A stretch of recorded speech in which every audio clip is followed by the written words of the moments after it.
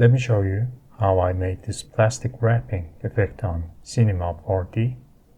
So make sure your product mesh doesn't have too high density segments, because we have to use it as a collider.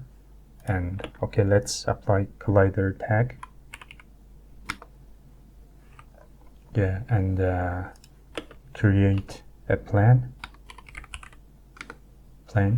and on the plane pick Z plus axis and shrink down the plane. Shrink it, you have to size it to the size of your plastic wrap that's supposed to go around your product.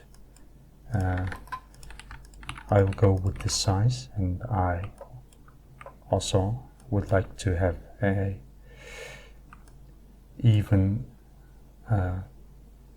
segment size for the plane, because we have to simulate it as a cloth. Yeah, but actually I would like to double the segments, about like this. And then what we have to do is apply cloth tag. And now if we simulate by hitting the space button, you can see that cloth is stuck between the collider mesh. And so grab a simulation scene, and on the simulation scene go to the scene and turn off the gravity, so that will stop the cloth from dripping down. And over here pick your cloth and your collider. Yeah, and now if we simulate, cloth stop falling down, but it's still stuck between the collider mesh. So on the cloth pick collision side front, and also remove the friction and reduce the thickness down to, okay, let's see if I can go for 0. I can't, so I will go for 0.01 and enable damping and increase it to the maximum. And now if we simulate, this happens, still stuck between the mesh, but it's okay. What we have to do now is put the plane inside a cloner. If you hold Alt while double clicking, it will automatically put the selected object inside the cloner or thing that you choose. So over here, go and pick radial on the mode on your cloner, and we need only 2 clones and reduce the radius. Okay, let's just create 2 material, and I'll pick red color on the first material and duplicate it, and I'll pick a green color on the second material, and I'll apply both of those materials on the cloner.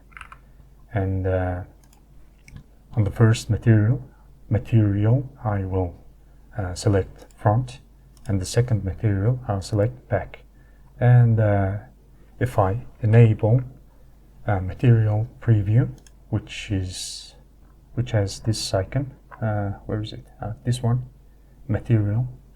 And then we can see that by using the cloner, we have 2 planes that is facing away from each other. And if we reduce the radius on the cloner to 0, those 2 planes are overlapping. And because we have chosen collision side to only front, those meshes are not gonna intersect or do weird things to each other. And if we hit, I think I supposed to do this, and if we hit, yeah, so apply the cloth tag on the cloner, and if we hit simulate, this is happening. The collider mesh is pushing the two planes apart, and but there is gaps in between. So what we have to do now is to make the points, some of the points that is around the plane to stick to each other. Yeah, so how do we do that is we need a point selection tag, point selection, apply that, and then over here in the field, pick a box field and shrink down the box field. And so basically we're going to select, okay, let me turn off the material preview. So what we want is to select a bunch of points inside the plane, and then we will invert that selection, and with that we will only select the points on the edges. So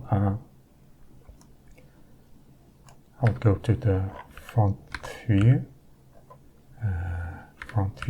and then I'll place the plane like this, and I would like to also increase the inner offset to 100% because the selection needs to be exact, and go to the point selection tag, and over here in the field add invert. That way we are selecting every point that is outside of this box. Then what we need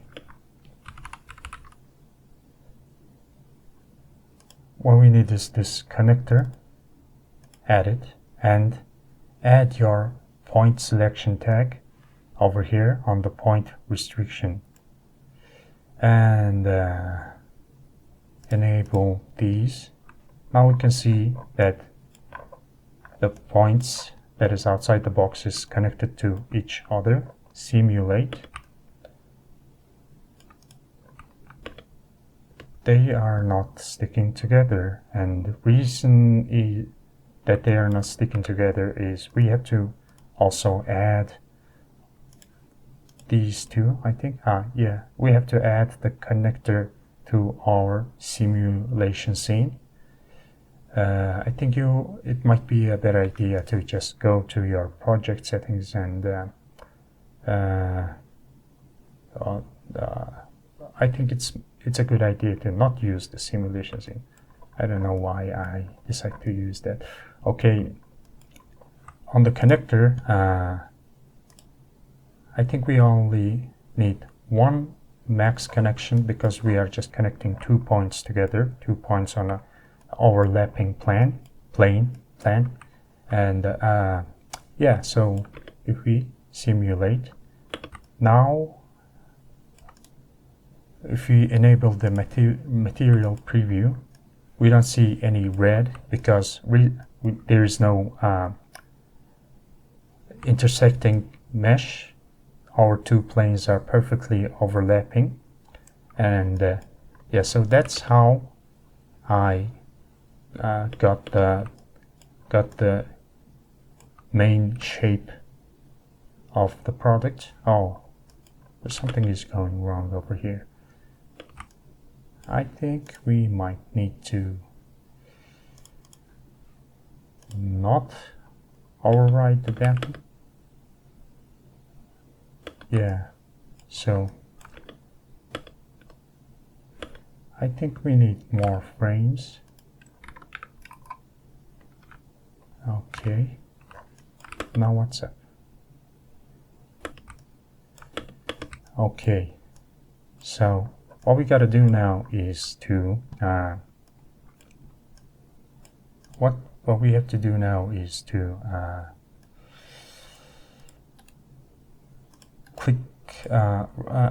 right click on the cloner and convert it into current state to object. And now this is our two planes. Turn off everything and delete these tags.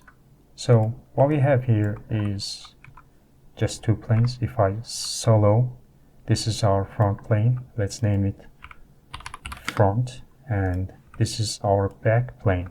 And let's name it a back.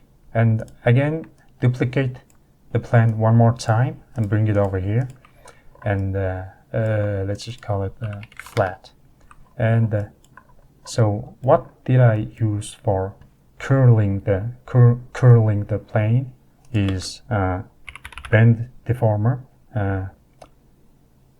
If you hold shift and double click, it will go as a child to the selected object. So so if you increase the bend strength, it's going this way. So I will rotate it 170 degrees, and this is bending the wrong way because I need to curl it the other way. So I think it's this one.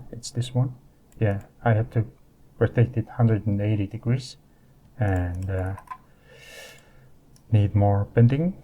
And now the plane is overlapping, so just increase this rotation on your bend deformer, and this will make it curl inside. Okay, now if we animate the bend deformer, it does this. I think I need to bend it even more, like this. Okay, then I will animate it. Keyframe, create a keyframe, and the frame 60 I will go for. Yeah, like this. So what we have now is this. And by the way, also keep length, activate this one, and okay, now we have this. And where do we go from here is actually convert the plane to editable mesh, make editable, and because we have to use morph. So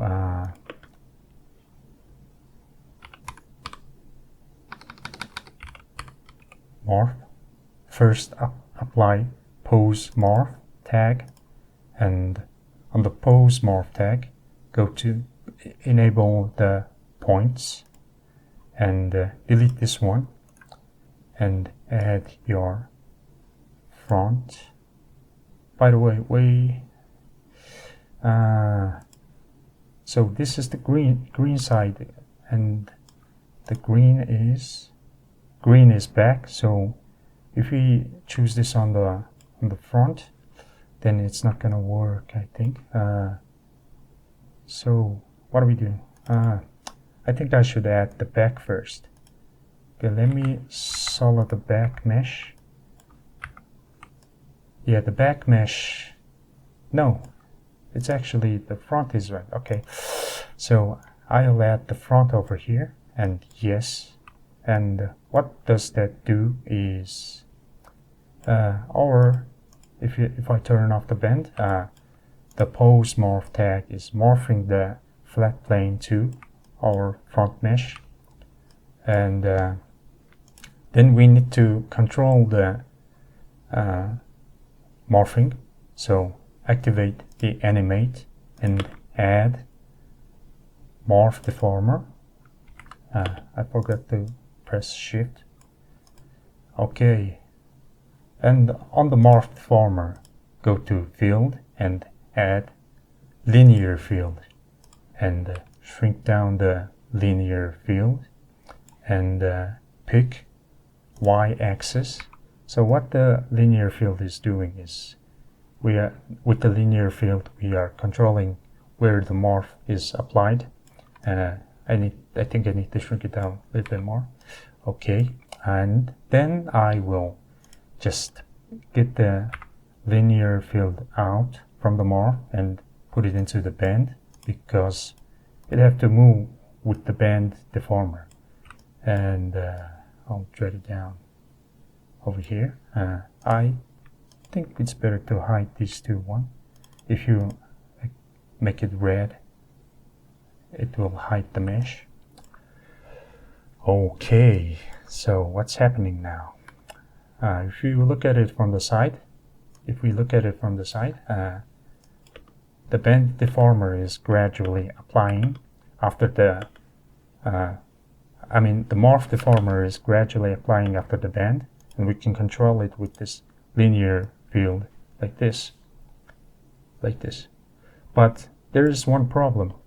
No matter what we do, this over here, this bend is intersecting with the product mesh, so the whole bend needs to move forward.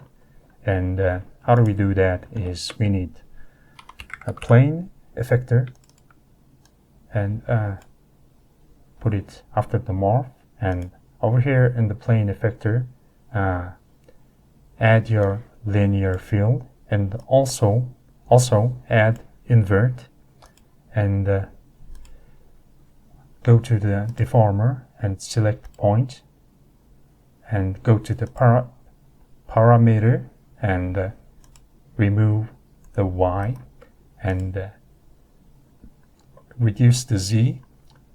Look, the points are moving towards the Z-axis, and I think we also have to move the bend deformer to the Z-axis. So yeah, add a change over here, change the Z-axis of the bend deformer, and let's see what's happening.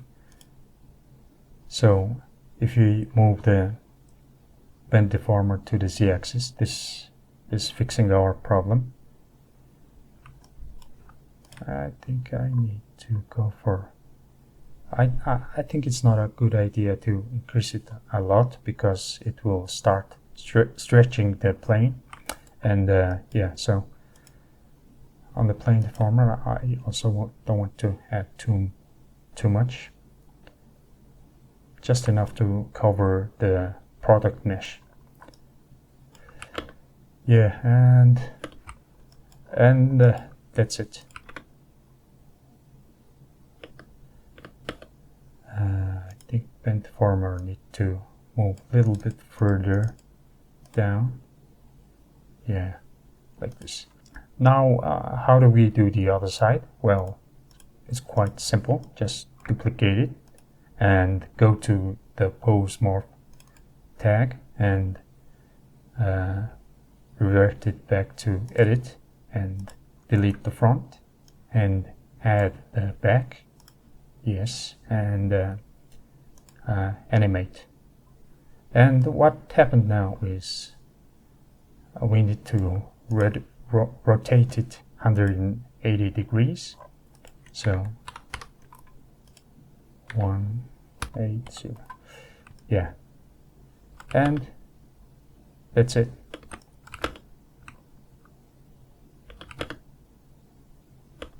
Let me hide this one and this one.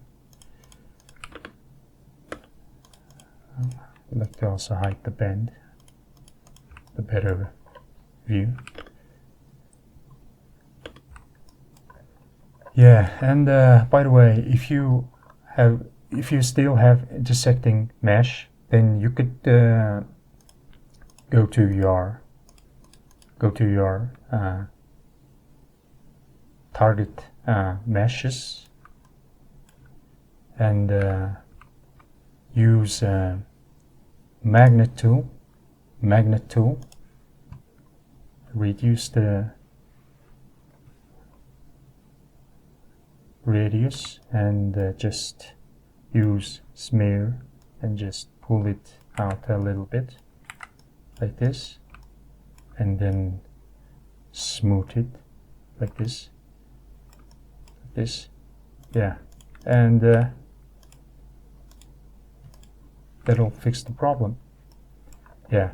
So by the way, when the mesh is curling, we will run out of segments, so we need to smooth the planes.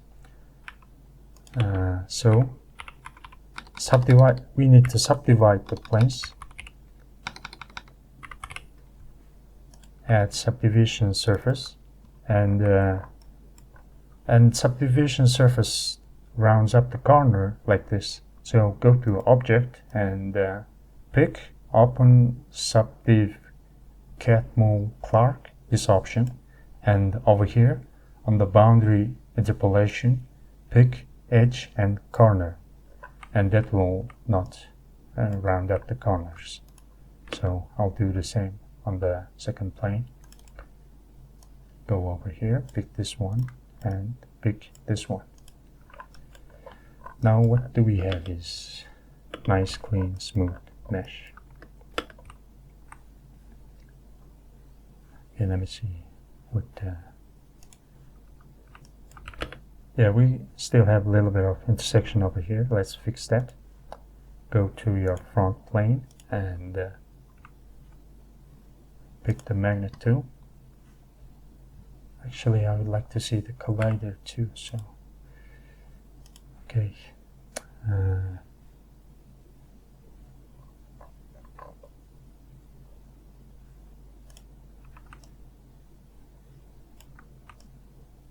Okay, subdivision surface is stretching the plane and making more intersections, I think. So yeah, maybe you should shouldn't go for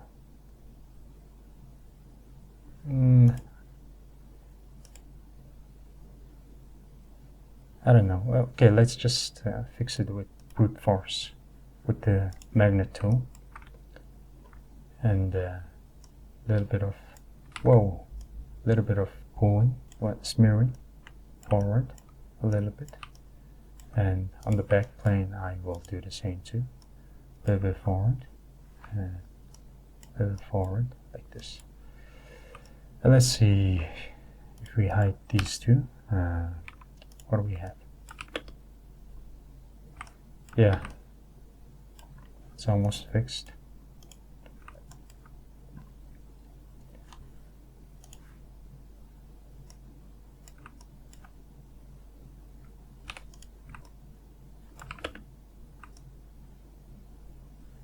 Yeah, that's it. By the way, if you like to feel free to go into my Patreon and download this scene file and play around with it. Thank you.